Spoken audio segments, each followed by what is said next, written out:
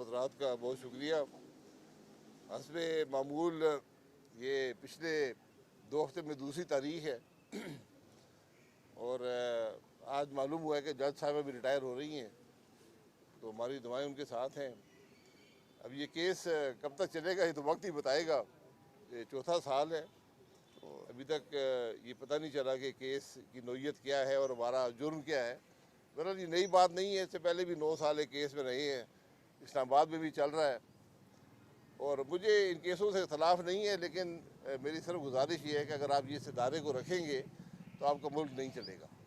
आज जहाँ पर पाकिस्तान को और मुश्किलात हैं, ये हमारी अपनी पैदा करता मुश्किल है, नैब, जिसके होते हुए हुकूमत का निज़ाम नहीं चलेगा। तो हुकूमत फैसला कर ले, पिछली हुकूमत ने भी नहीं किया, इंटरिम गवर्नमेंट है, ये कोई फैसला कर ले, अगली कर ले कि इस इदारे का करना क्या है।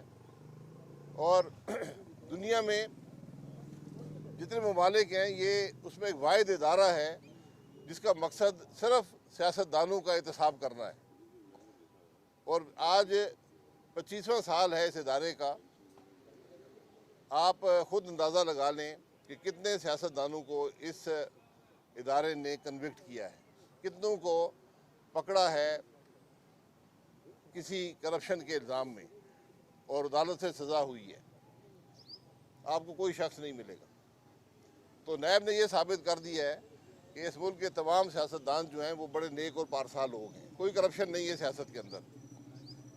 लेकिन हज़ारों लोग आज भी जेलों में पड़े हैं, उनकी ज़िंदगियाँ मफलूज हैं और ये केस जो है केस पे केस बनता है, साल साल चलता है और फिर पता चलता है कि इसकी कोई हकीकत नहीं थी। तो ये जो वक्त का ज़िया है, जो लोगों की ज़िंदगी तबाह कर रहा है इदारा, इसका कौन जवाब दे? हमारा सुप्रीम कोर्ट हर मामले को सुओ मोटो नोटिस लेता है। बारहा सुप्रीम कोर्ट ने जजमेंट्स दिए हैं, कमेंट्स दिए हैं कि ये इदारा पॉलिटिकल इंजीनियरिंग का इदारा है, ये एहतसाब का इदारा नहीं है। लेकिन सुप्रीम कोर्ट दूसरे कानून को तो रद्द करता है, लेकिन इस कानून को रद्द नहीं करता।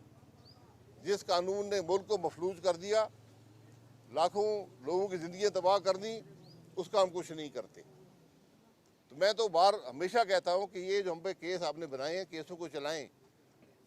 दुनिया का मुल्क बताएं जहाँ केस 4-4 साल चलते हों। जो मुझ पे पहला नैब का केस बना था सन 2000 में, वो 9 साल चलता रहा। इसको तो अभी सिर्फ ये चौथा साल जारी है, 5 बाकी हैं, 5 अभी बाकी है। तो ये किस किस्म का एहतसाब है, कौन सी ये इंसाफ है, ये आप खुद अंदाज़ा लगा लें। वो जस्टिस साहब जो केस बनाते थे, बड़ी धुएंधार तकरीरें करते थे, रिपोर्टें जारी करते थे, जस्टिस जावेद इकबाल साहब, वो घर बैठे हैं, वो अपने मज़े में हैं, केस वहीं पर हैं। कई जज इन अदालतों से रिटायर होकर घर चले गए। तो बहरहाल ये मामलात हैं जिनका इल्म पाकिस्तान के अवाम को होना चाहिए। लोग ये समझते हैं कि नैब का केस जिसमें बन गया वो बहुत बड़ा मुजरिम है। हालांकि हकीकत यह कि मुलजिम भी नहीं होता। झूठे मुकदमे बनाकर अदालतों में खड़ा किया जाता है, हत्या की जाती है, पॉलिटिकल इंजीनियरिंग की जाती है। ये इस इदारे का काम है। तो मेरी सिर्फ गुजारिश बारहा पिछले 4 साल से यही कह रहा हूँ कि अगर इस इदारे को ख़त्म नहीं करेंगे तो आपका मुल्क नहीं चलेगा। जनाब, ये बताएं कि सुनने में आ रहा है कि नवाज शरीफ साहब का रब्ता जरदारी साहब से वो हुआ है, कोई आइंदा दिनों में कोई नई पेशरफ होने वाली है सियासत में, इलेक्शन का ऐलान हो चुका है। आप अपने आप को कहाँ देख रहे हैं, किस पार्टी से इलेक्शन लड़ेंगे, अगर ये आप बता दें कौन को? देखिए, मैं कौम को सिर्फ ये बता सकता हूँ कि जरदारी साहब भी और नवाज शरीफ साहब भी पॉलिटिकल लीडर हैं। मुलाकातें सियासतदानों की होना ना सिर्फ ज़रूरी है बल्कि अच्छी बात होती है। एक डायलॉग जारी रहना चाहिए। और आज मुल्क के वसाइल का हल भी ये है कि जो स्टेक होल्डर्स हैं मुल्क की सियासत में, सियासतदान, अस्करी क़यादत और जो हमारी जुडिशल लीडरशिप है, इनको बैठ कर आगे के रास्ते का तयन करना पड़ेगा, वरना ये इलेक्शन आपको कुछ नहीं देगा।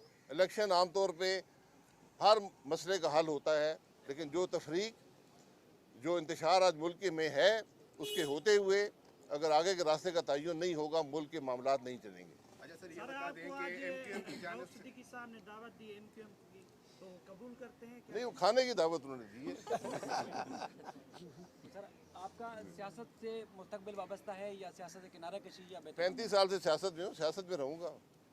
तो तो किस पार्टी से इलेक्शन लड़ेंगे? पार्टी से इलेक्शन मैंने पहले कहा, मैं इस इलेक्शन का इन हालात में कायल नहीं हूँ। जो इलेक्शन अवाम को कुछ ना दे, मुल्क की तकलीफ में इजाफा करे, जिसमें कोई आगे का रास्ता नज़र ना आए। आज जो जमातें इलेक्शन लड़ेंगी सब इक़्तिदार में रह चुकी हैं। क्या पैगाम लेकर अवाम के पास जाएंगी, मुल्क के मसाइल का कौन सा हल लेकर जाएंगी, सर आप उसको पहले उसका तयन करना ज़रूरी है। जी, नवाज शरीफ साहब से और आसिफ जरदारी साहब से सबसे मायूस हैं, तो किसको चाहते हैं, कौन आना चाहिए? मैं मायूस नहीं हूँ।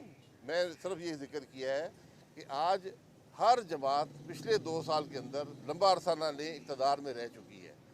आज मुल्क के मसाइल का हल किसी एक जमात के पास नहीं है।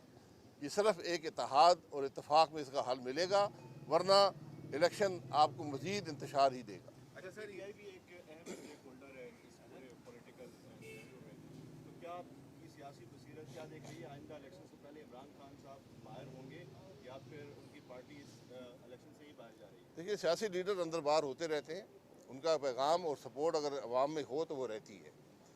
उस हवाले से PTI इक़्तिदार में रही है, एक अपोजिशन की बड़ी जमात थी, उन्होंने अपोजिशन में बैठे नहीं लेकिन एक बड़ी जमात थी, तो यकीनन उनका एक रोल, एक मुकाम है सियासत के अंदर। अच्छा सर, नवाज शरीफ आपके लीडर भी रहे हैं, वो जब से वतन वापस आए हैं, क्या आपकी उनसे मुलाकात हुई है? नहीं, मेरी लंदन में आने से 10 दिन पहले मुलाकात हुई थी, उसके बाद मुलाकात नहीं हुई। आपको बुलाया नहीं है, खुद नहीं गया सर आप? जी, आपको बुलाया नहीं है, खुद नहीं? मुझे बुलाएंगे तो चला जाऊँगा। मैं पार्टी के मामलात में मैंने इस्तीफ़ा दे दिया था पार्टी के ओहदे से, तो मैं किसी मुशावरत में शामिल नहीं होता। अच्छा, नवाज शरीफ अगर आपको कहते हैं कि वापस आ जाए नून लीग में, तो चले जाएंगे वापस? वो उधर मैंने वापस आ जाए या ना आने, मैंने सिर्फ बात ये की है कि मैं इस इलेक्शन का कायल नहीं हूँ।